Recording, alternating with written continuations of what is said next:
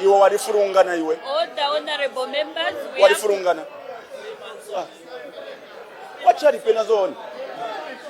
Iwe yateke punch na wete ambi molu. Welcome to Infinite News, your trusted voice, both local and global. We are proudly independent, with no political affiliations and no bias. At Infinite, we don't take sides. We amplify the voices that matter. From the streets of Lusaka to the suburbs of Sydney, from Eastern Province to Western Province, from America to Austria, from...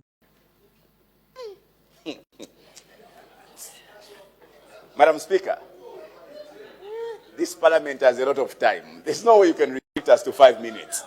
Honestly speaking, what can we discuss in 5 minutes? Madam Speaker, now, this supplementary budget raises a lot of questions.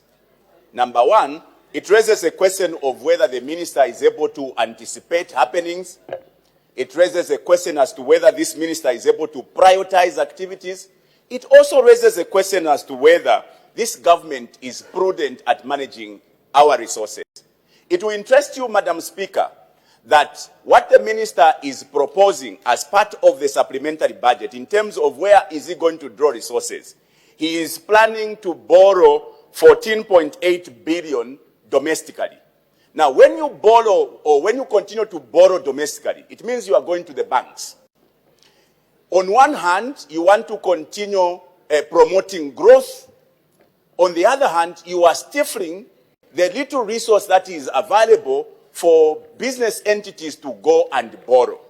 Now, Madam Speaker, at the expense of sounding monotonous, part of the proposals that the minister is making is, number one, is going to get the 3% of the financing of this supplementary budget from savings. 8% is going to come from donor financing, and the other portion is going to come from taxes. What I have not seen in this supplementary budget is the minister going to draw money from the mining sector. I'll give you as an example, Madam Speaker. This is what, infuriates me. If you go to Mufumbwe, I don't know if the MP from Mufumbwe is here.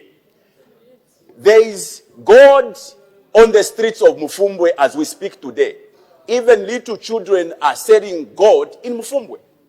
In a normal country, Madam Speaker, the minister would have sat down with his counterparts to draw a plan on how we can manage those gold resources in Mufumbwe. An unprecedented amount of gold deposits have been discovered in Mufumbwe. We are a country that prides ourselves in having a minister go to parade himself before the IMF and the World Bank to borrow when back home his streets are littered with gold resources. Madam Speaker, this is what makes me ask this question. Mushe, the Minister of Finance, does the Minister of Finance get a cut from borrowing? Because we can't continue to borrow. Is it deliberate? Has he got a commission? Or it's because, Madam Speaker, in any normal situation, Madam Speaker, you can't continue to borrow. The honorable member for Nkana, I'm saying order.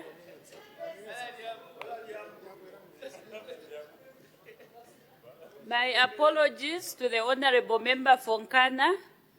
It's supposed to be 8 minutes as guided. So I'm sure they've added was it 4 minutes that was meant? You may continue now. Thank you, Madam Speaker. I am asking this question genuinely, Madam Speaker. You see, I have been on this subject every other time we are discussing the budget, every other time the minister comes to the House with a supplementary budget. Madam Speaker, Order, honorable member. Order. There is an indication for a point of order. The Honorable Minister of Infrastructure, what is your point of order?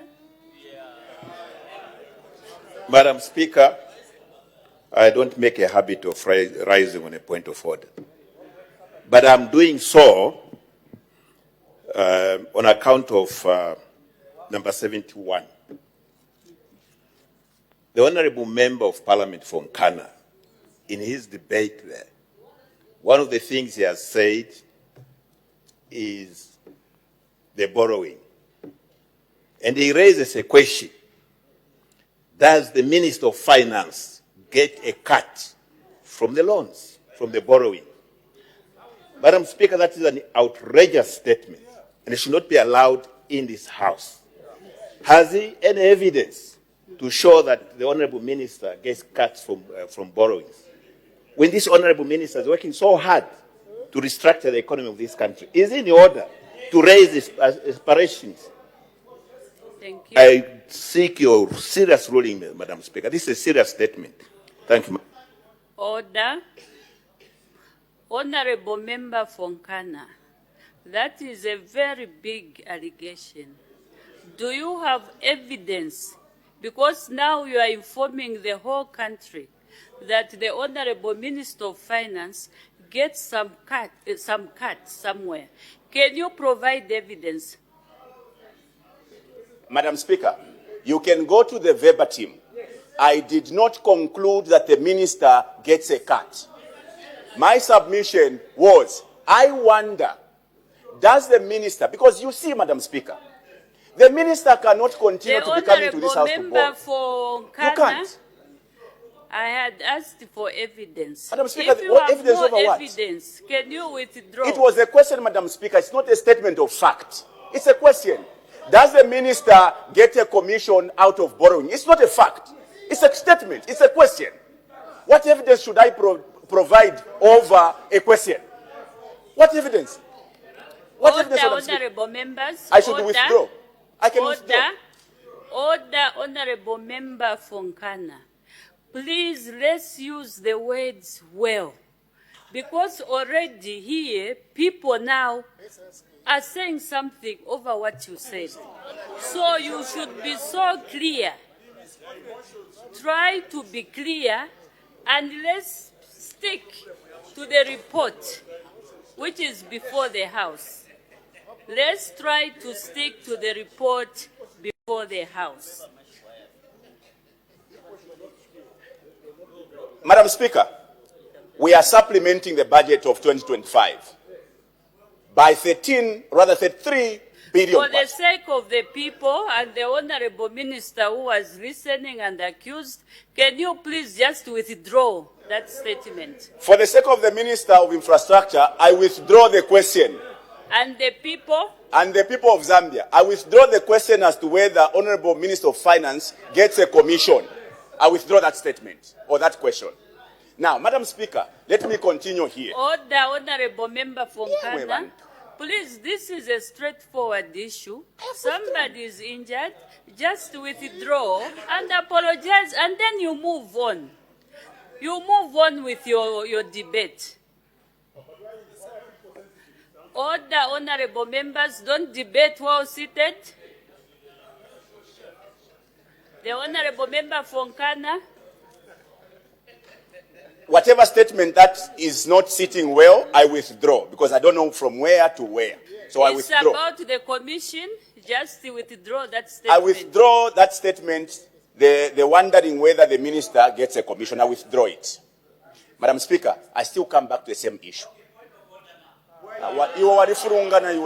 Honorable Members. What shall the zone? Iwe ateke punch na wote ambimolu. What's your problem? Order, Honorable Members, order.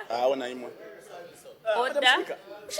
You may continue. The Honorable Member for Nkana, please continue. Madam Speaker, I know it's clear they would want to disturb my flow, but I'll still be there at the same point. 14.8 billion kwacha of borrowing, continued borrowing, with the abundance of gold resources in Mufumwe as we speak today. What sort of a government would forego the natural resource that can be converted into financial resource to finance their budget? They continue to borrow, in the process stifle the little resource that is available for companies to borrow to grow the economy. This is what makes me wonder. If the Minister of Finance would have looked around. Part of the proposal is the savings that is coming from the previous budget. Madam Speaker, this is the same government that today is giving free money on the toll gates, on the pretext that the consortium is going to be using that money on the toll gates to go and repair the old road. When you go on that road, Madam Speaker, they are not repairing. They are doing the actual works. They borrow our public money at NAPSA, 650 million, but Honorable Mirupi there produces a statutory instrument, give them free money of our targets. This is the same government that wants to continue borrowing, meanwhile, on the other hand, recklessly giving away our money to the Chinese. This is the same government, Madam Speaker, that comes to the people of Zambia to adjust their budgets, to increase tariffs of electricity so that they can raise money to go and import power. In the process, they go and finance that money that is being contributed by the people of Zambia to go and pay a middleman in the name of Nkana. This recklessness, Madam Speaker, cannot be condoned in this country. This daylight robbery, Honorable Minister of Finance, cannot be, entertained in this country. What we want you to be doing, Mr. Minister, sit down with your colleagues. There are abundant resources around this country. You can harness those resources. You can finance your supplementary budget. We are not against you producing a supplementary budget. Order. We want you to do what is right. Order, we don't want daylight robbery. We don't want. Order. Can you take your seat, Honorable Member? Honorable Members, a debate is not shouting. You are not supposed to shout. Honorable Member Nkana, when you are debating, the Honorable Member Nkana, please, can you stop shouting? Madam Speaker, in and Bemba is not the official language? This is our aim, Madam Speaker. No, Honorable Member Nkana, no. No, it's not allowed. You may take your seat, Honorable Member. The Honorable Member Folunte, you can continue.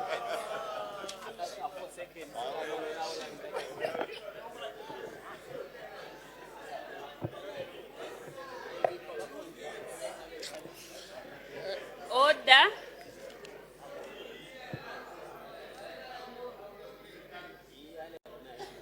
Madam Speaker. Who is the member of... Madam Speaker, the Honorable Member Folunte. Thank you so much. I'm advised that you are a member of the committee. No. Which committee? I'm borrowing plan. Order, Honorable borrowing members. Plan. Keep quiet. Borrowing Order, plan. Honorable Keep members. Quiet. And even if I was a member, I still have a right to debate. You keep quiet. Even if I was a member, I have a right to debate. You keep quiet. Read the standing orders. Read the standing orders. You read the standing orders. Order, Honorable members. I can't take this anymore. Borrowing. The Honorable Member Folunte, please leave the house for today. You cannot debate in such a manner.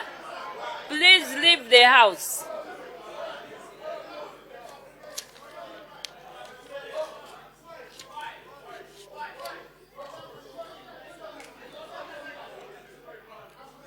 Order, Honorable members. We have to keep decorum of this house. We have got rules. When you are invited to debate on the floor of the house, you do not engage the other honorable members. So my guide is that the Honorable Member Folunte, please leave the house. We make progress. The Honorable Member for Chilubi.